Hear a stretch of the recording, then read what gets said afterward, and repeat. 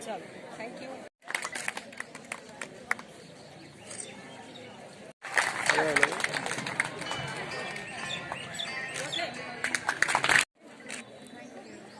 एक टॉपिक के ऊपर वो लड़कियां टर्नवाज आएंगी सबसे पहले। उससे भी पहले हम आई रिक्वेस्ट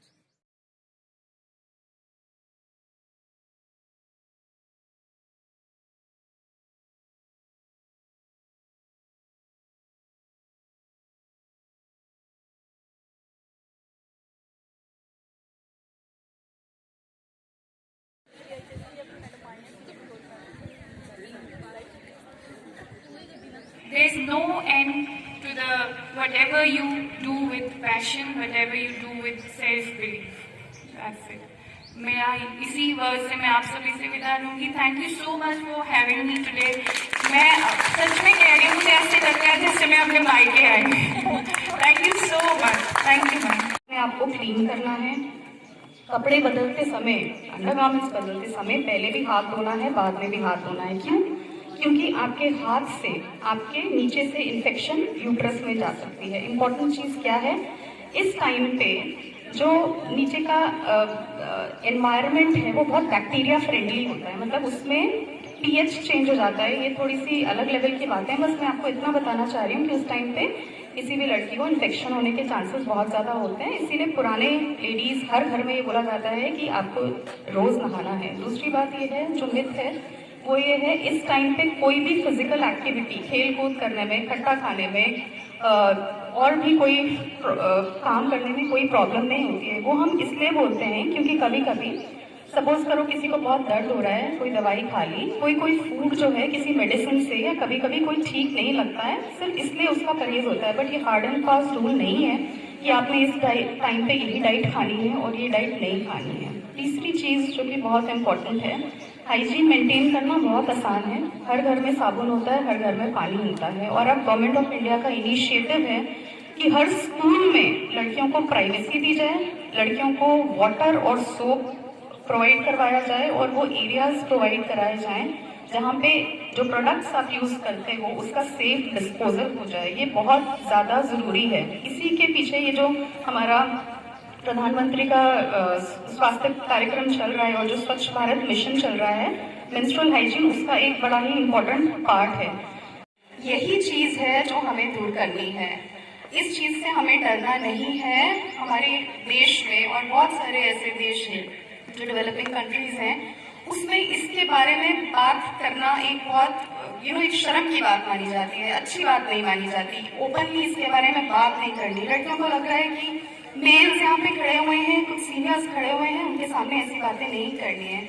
आप जो जनरेशन अभी है, आप जो सीखोगे आने वाली जनरेशन को, आप वही सिखाने वाले हो। आपके मन में जो भी मिथ्स हैं इस चीज को लेके, और जो कि हर फैमिली में होते हैं, क्योंकि हर फैमिली का ट्रेडिशन अलग होता है, हमारे कल्चर अलग अलग होते हैं, हम अलग अलग फैमिली बैकग्राउंड से आते हैं, और अभी तक हमारे जो देश के गांव हैं, जो रूरल इंडिया है, उसमें लड़कियां बहुत ज्यादा ओपन होके इसके बारे में बात नहीं करती हैं, चुपचाप सफर करती रहती हैं। और इसका एक बहुत अच्छा हमारे पास डेटा है। मीना जी जो हमारे साथ आई हुई है, हमारी एडोलेसेंट हेल्थ काउंसलर है, हमारी रोज ओपीडी होती है गवर्नमेंट मेडिकल कॉलेज कठुआ में, जहाँ पे आप मानेंगे नहीं कि लड़कियां कितना छुप छुप के आती हैं। लड़कियां ही नहीं, बॉयज भी आते हैं अपनी प्रॉब्लम्स लेके।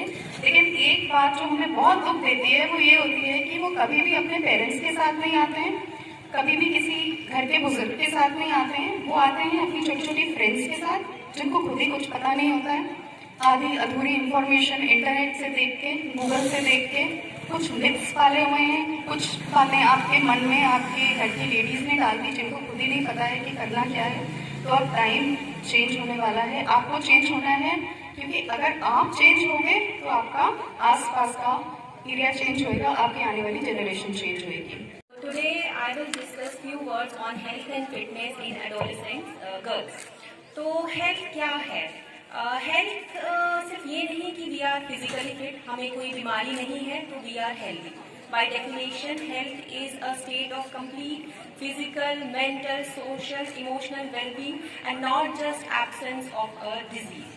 तो हेल्दी रहने के लिए हमें, अब आप लोगों की हेल्थ क्यों जरूरी है, एडोलेसेंस में हेल्थ और फिटनेस को मेंटेन करना क्यों जरूरी है? क्योंकि आप लोग ही हमारे देश का भविष्य हो। कल को आपको एक फैमिली चलानी है, आपको अपने गोल्स, अपना करियर चलाना है, उसके लिए आपको हेल्दी रहना बहुत जरूरी है। तो हमारी फिजिकल हेल्थ मेंटेन करने के लिए हमें क्या क्या नेसेसरी स्टेप्स हैं या क्या क्या नेसेसरी चीजें हैं जो हमें फॉलो करनी है? सबसे इम्पॉर्टेंट है हेल्दी डाइट। तो डाइट हमें हेल्दी लेनी है, न्यूट्रिशियस लेनी है, जिसमें बैलेंस डाइट हो, कार्बोहाइड्रेट्स, प्रोटीन्स, फैट्स सब बैलेंस में हो।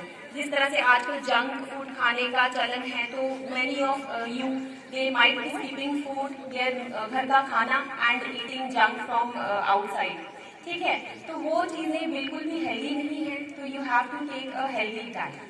अब दूसरी चीज आती है exercise and physical activity.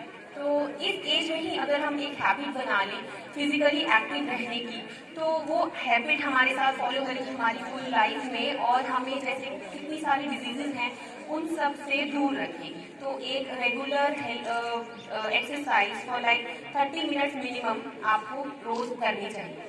Exercise का मतलब ये नहीं कि आप जिम चले जाओ सारे, या फिर कोई एक्सरसाइज कुछ भी हो सकती है, कोई भी फिजिकल एक्टिविटी, वॉकिंग हो सकती है, रनिंग, जंपिंग, या कोई स्पोर्ट्स आपको पसंद है और आप डेली करें, that will keep you fit. In charge ma'am Shashi, staff members, doctor Pallavi और प्यारे बच्चे, सभी को मेरा जय श्री राम। नारी किसी से कम नहीं, सरपंच से लेकर राष्ट्रपति तक महिलाओं ने कुर्सी को संभाल रखा है। अगर खेल कूद की बात करिए तो महिलाओं ने भारत का नाम रोशन किया है। पुलिस अफसर की बात करिए तो किरण बेदी ने, जो फर्स्ट वुमेन रही है IPS, उन्होंने भारत का नाम रोशन किया। फिल्म जगत की बात करें तो महिलाओं ने भारत का नाम रोशन किया। तो आज अगर हम बात करते हैं तो आज महिलाएं auto driver, bus driver, pilot. पिछले कुछ दिन पहले आपने भी देखा होगा, सुना होगा, टीवी में देखा है आपने कि पूजा नाम की लड़की जो शायद कसौली की थी, आपके सामने एग्जाम्पल है कि वो शायद ज्यादा पढ़ी लिखी नहीं थी, लेकिन अपनी जीविका के लिए उसने कठुआ टू जम्मू बस चलाई। उसने ये पहली एग्जाम्पल आपके सामने है आपकी पूरी स्टेट में। सेकेंडरी में एक करियर गाइडेंस का प्रोग्राम रखा और जैसे कि मुझे बताया गया, ये समग्र शिक्षा जो अभियान है उसके अंडर एक बहुत पाइवटल प्रोजेक्ट चल रहा है। बहुत अच्छा है जो हमारे यहाँ पे पिछड़े मतलब जितने रूरल बैकग्राउंड से लोग बच्चे हैं हमारे, स्पेशली जिनके पेरेंट्स इतने ज़्यादा पढ़े लिखे नहीं होते, उनको रेगुलर बेसिस पे हमारे इतने जो हाईली क्वालिफाइड टीचर्स हैं वो गाइड करेंगे। और भी डिग्निटरीज़ यहाँ पे आए हैं, अलग अलग फील्ड प्रोफेशन से, कुछ डॉक्टर्स हैं, कुछ साइकोलॉजिस्ट हैं या काउंसलर्स हैं, तो उनकी बहुत मदद मिलेगी इन बच्चों को जो ज़्यादातर फार्मर्स बैकग्राउंड से हैं, होते हैं रूरल एरियाज़ में ज़्यादातर। तो मैं स्कूल को भी ये मतलब इनको बधाई दूंगी कि इतना अच्छा प्रोग्राम इन्होंने किया है और इस तरह के प्रोग्राम्स आगे भी होने चाहिए। Thank you.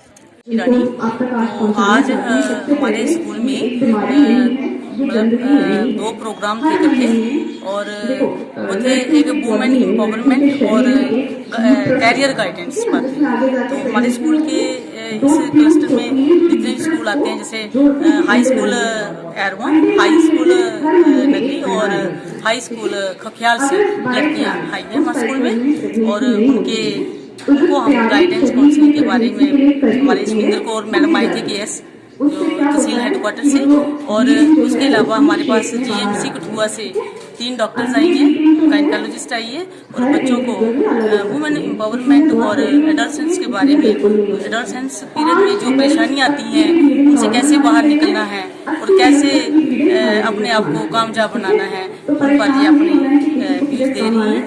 तो मैं उम्मीद करती हूँ कि हमारे बच्चों के कंसेप्ट क्लियर हो और उनको आगे सक्सेसफुल लाइफ मिले।